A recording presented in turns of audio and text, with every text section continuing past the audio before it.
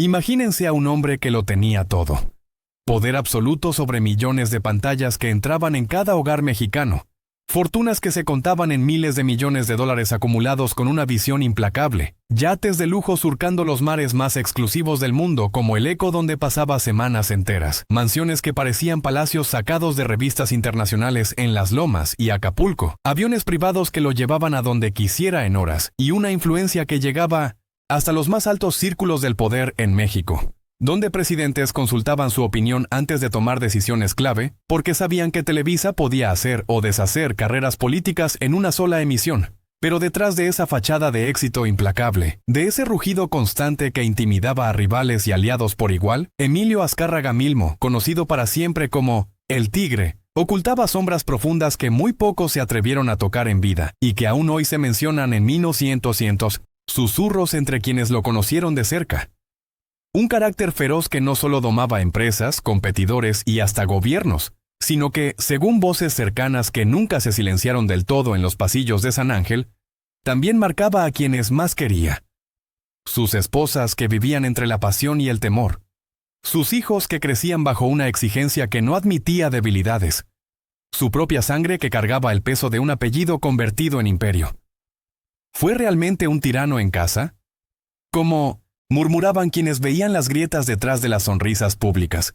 Existió un secreto tan oscuro, tan doloroso, tan profundamente humano, que su familia cargó en silencio durante décadas y que, al final, lo consumió desde adentro mucho más que cualquier enfermedad terminal. Hoy vamos a adentrarnos en los rincones más prohibidos de su vida, esos que la prensa oficial evitó mencionar con detalle, que los biógrafos suavizaron para no molestar al poder establecido y que solo emergen cuando rascas la superficie del imperio mediático más grande de habla hispana. Hablaremos de las mujeres que lo amaron con intensidad y lo temieron en igual medida, de los hijos que lo admiraron como a un dios, pero que también guardaron resentimientos silenciosos, de las tragedias que lo persiguieron desde su juventud y lo endurecieron hasta el extremo, de esas declaraciones que escandalizaron al país entero y de esa revelación final que nadie vio venir, la que explica por qué, a pesar de todo su poder inmenso, murió en la soledad más absoluta sobre su yate, lejos de muchos de los suyos y con un vacío que ningún dinero podía llenar. Si estás aquí, es porque intuyes que hay algo más. Algo que no te contaron en los homenajes póstumos ni en las biografías oficiales que pintan solo la cara del visionario. Quédate hasta el final, porque la última verdad que revelaremos es la más devastadora, la que cambia toda la perspectiva sobre el tigre y su legado eterno, la que te hará cuestionar si el precio del poder absoluto vale la pena. Y si este tipo de contenido profundo, sin filtros, sin miedo a tocar lo intocable, que destapa lo que otros ocultan por conveniencia, es exactamente lo que buscas en YouTube, suscríbete ahora mismo al canal y activa la campanita de notificaciones. Cada suscripción es oxígeno puro para que el algoritmo de YouTube nos recomiende a más personas como tú, nos permite seguir invirtiendo tiempo y esfuerzo en investigar estas historias que el establishment prefiere. Enterrar para siempre y crecer como comunidad que no se conforma con la versión light, edulcorada y superficial de la historia real. Dale like si ya sientes la curiosidad quemándote por dentro, y prepárate porque esto apenas comienza y va a ser un viaje intenso. Emilio Azcárraga Milmo nació el 6 de septiembre de 1930 en San Antonio, Texas, en el seno de una familia que ya llevaba la semilla del imperio mediático corriendo por las venas desde generaciones anteriores. Su padre, Emilio Azcárraga, Vidaurreta, de origen vasco, había construido desde cero una red de radios que dominaba el aire mexicano como nadie más lo había hecho antes. Un visionario absoluto que entendió desde los años 30 el poder inmenso de las ondas para moldear opiniones públicas, emociones colectivas y hasta destinos políticos enteros en un país que apenas salía de la revolución. Pero la relación entre padre e hijo nunca fue la idílica sucesión pacífica que uno imagina en las grandes dinastías empresariales mexicanas. Desde pequeño, Emilio hijo mostró un temperamento explosivo, una ambición que rozaba lo salvaje y una inteligencia aguda que lo hacía destacar entre sus pares. Y su padre, aunque lo admiraba en secreto por esa fuerza interior, lo veía con cierta reserva cautelosa, como si intuyera que ese tigre en ciernes podía devorar todo a su paso, incluso las reglas cuidadosas y los equilibrios que él mismo había establecido con tanto esfuerzo durante décadas. Criado entre México y Estados Unidos, educado en la estricta Academia Militar Culver en Indiana, donde aprendió no solo disciplina militar, sino también a imponerla con autoridad natural, el joven Azcárraga regresó al país con una mezcla única de privilegio heredado y un hambre insaciable por conquistar más. A los 22 años, la vida lo golpeó con una tragedia devastadora que lo marcó para siempre.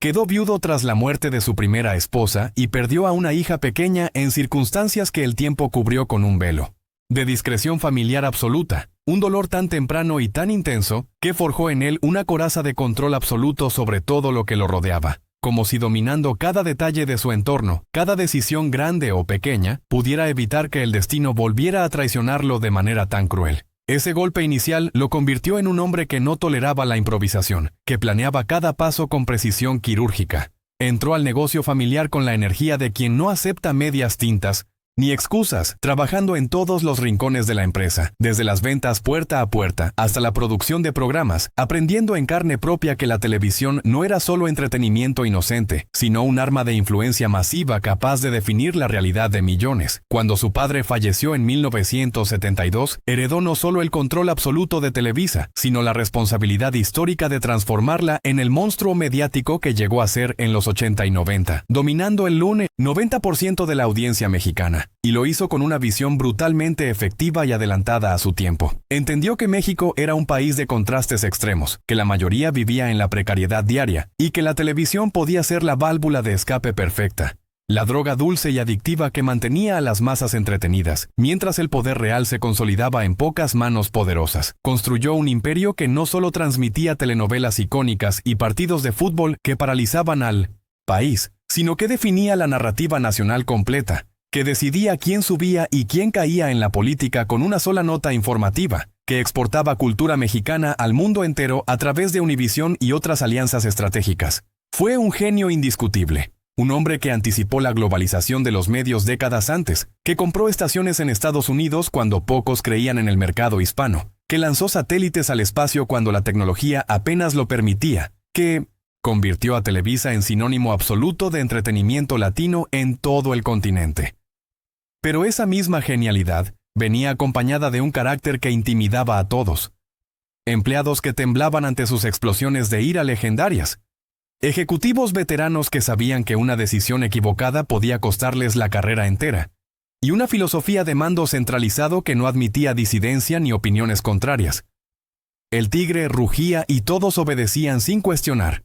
Porque en su mente, convencida, solo así se construían imperios que duraran generaciones y resistieran crisis. Sin embargo, esa necesidad visceral de control absoluto comenzó a filtrarse inevitablemente hacia su vida privada, hacia las personas que, en teoría, deberían haber estado a salvo de su garra empresarial feroz, transformando el hogar en una extensión del boardroom. Con el poder consolidado y el imperio en su apogeo, Emilio Azcárraga Milmo se permitió una vida personal que reflejaba plenamente su estatus de titán. Lujos desmedidos que incluían colecciones de arte, vinos finos y autos de colección, viajes constantes a Europa y el Caribe, relaciones que encendían la prensa rosa de la época, pero que él manejaba con la misma discreción feroz con que manejaba sus negocios más sensibles. Sus matrimonios fueron 4, cada uno marcando una etapa distinta de su evolución como hombre complejo y como mito viviente.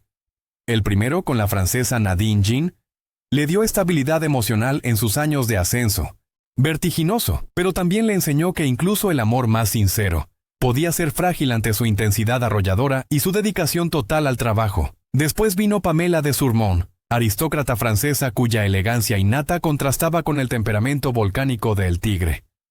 De esa unión nacieron hijos que crecieron bajo la sombra imponente de un padre ausente por trabajo constante, pero omnipresente en exigencias implacables.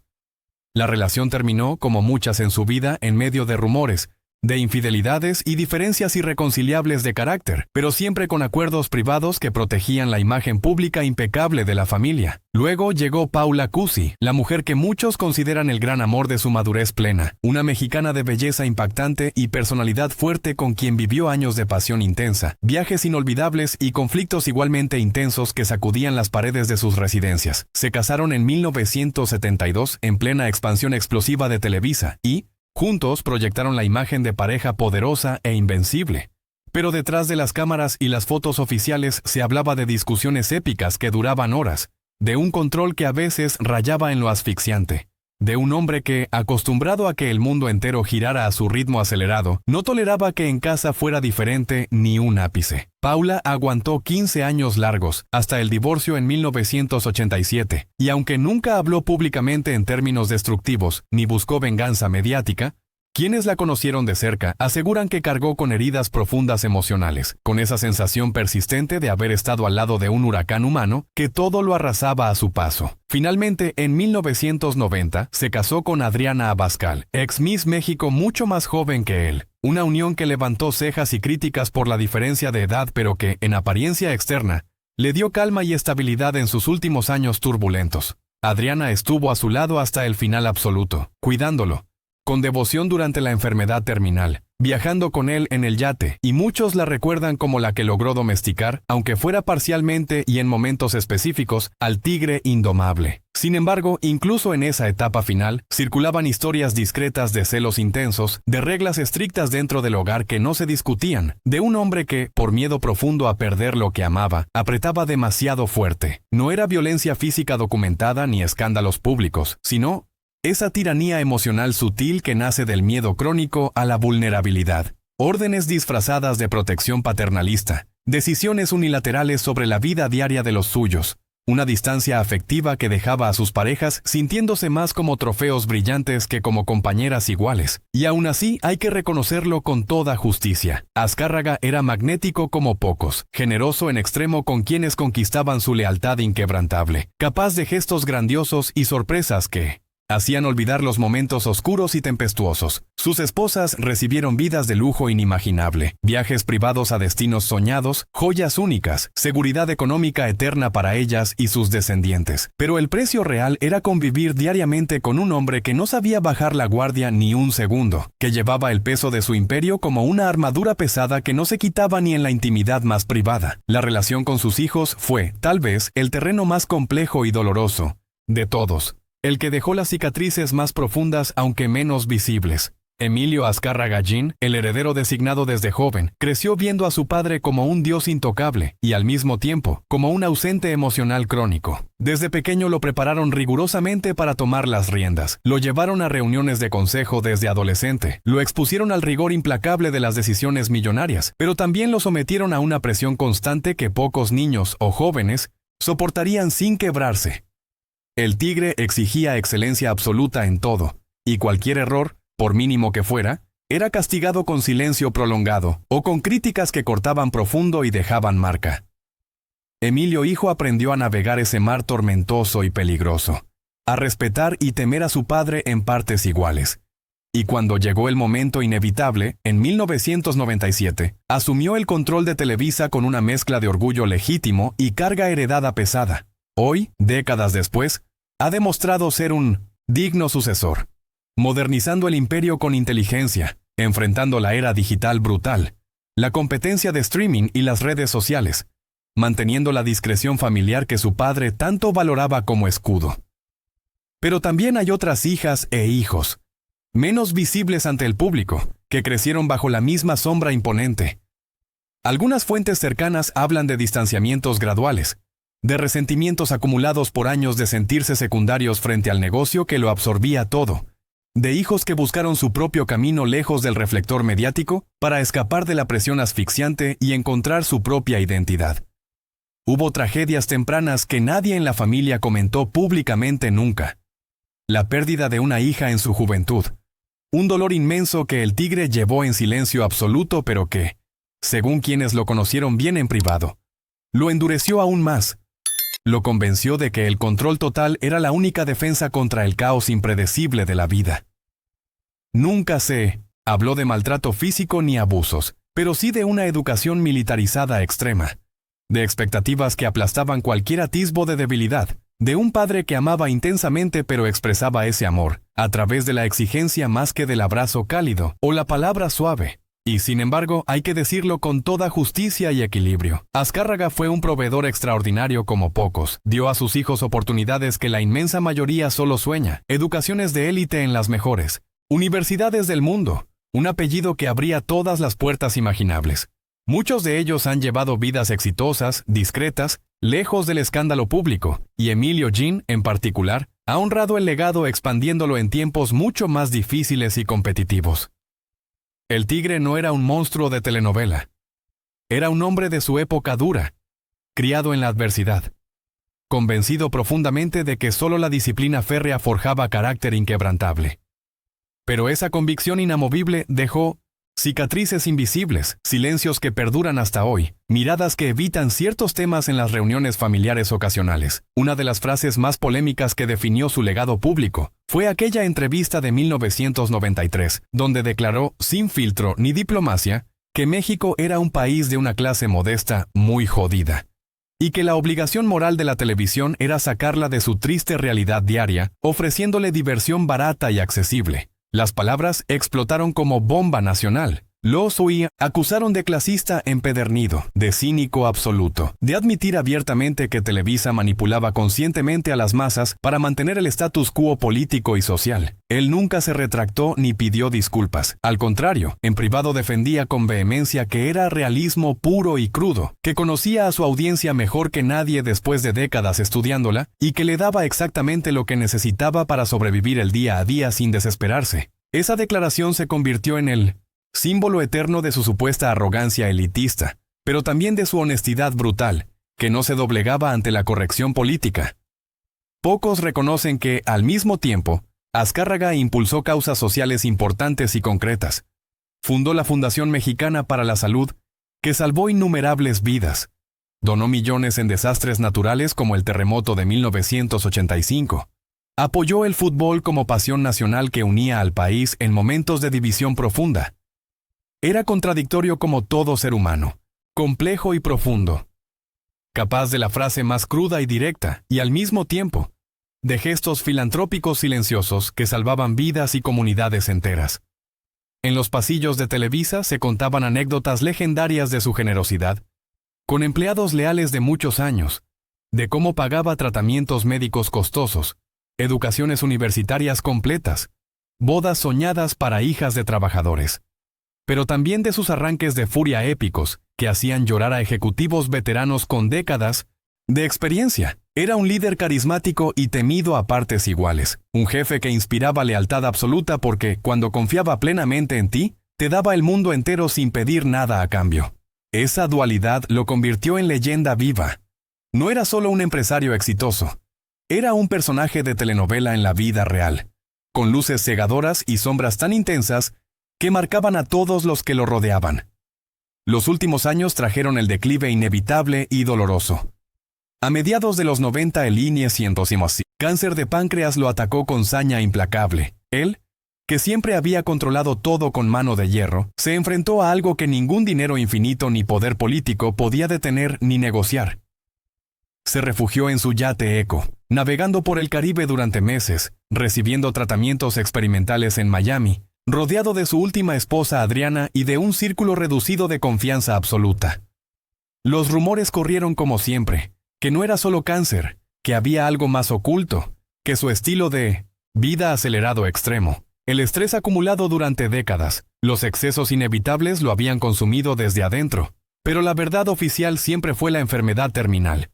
Murió el 16 de abril de 1997, a los 66 años, en alta mar, lejos de México continental, como si incluso en la muerte quisiera mantener distancia y control total. Muchos de sus hijos y exesposas estuvieron presentes en el homenaje masivo, pero también se habló en voz baja de ausencias notables, de silencios que pesaban, más que las palabras elogiosas. El imperio pasó a manos de Emilio Gin, quien ha navegado crisis económicas globales, competencia digital feroz, escándalos modernos y cambios generacionales, manteniendo Televisa a flote contra todo pronóstico adverso. El verdadero legado de El Tigre no es solo el monopolio mediático que creó, sino la prueba irrefutable de que un hombre puede construir algo eterno a fuerza de voluntad feroz y visión única, pero que ese mismo fuego interior puede quemar a quienes están más cerca y dejar vacíos imposibles de llenar.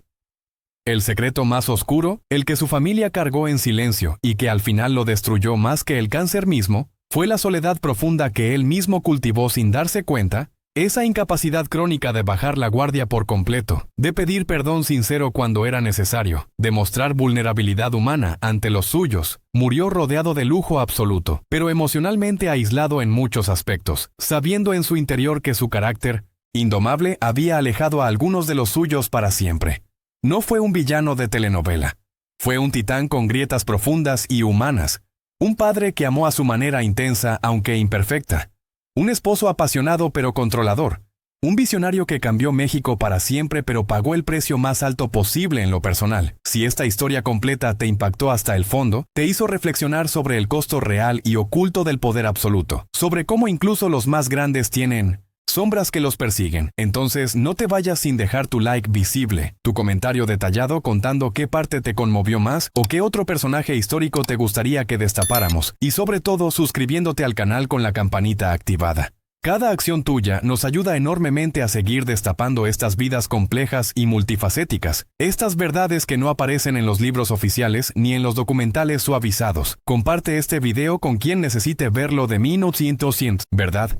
Porque historias como la de El Tigre Azcárraga nos recuerdan que nadie, ni siquiera los más poderosos e intocables, escapa a las consecuencias inevitables de sus sombras internas. Gracias por llegar hasta el final absoluto y por acompañarnos en este viaje intenso. Nos vemos en la próxima revelación profunda.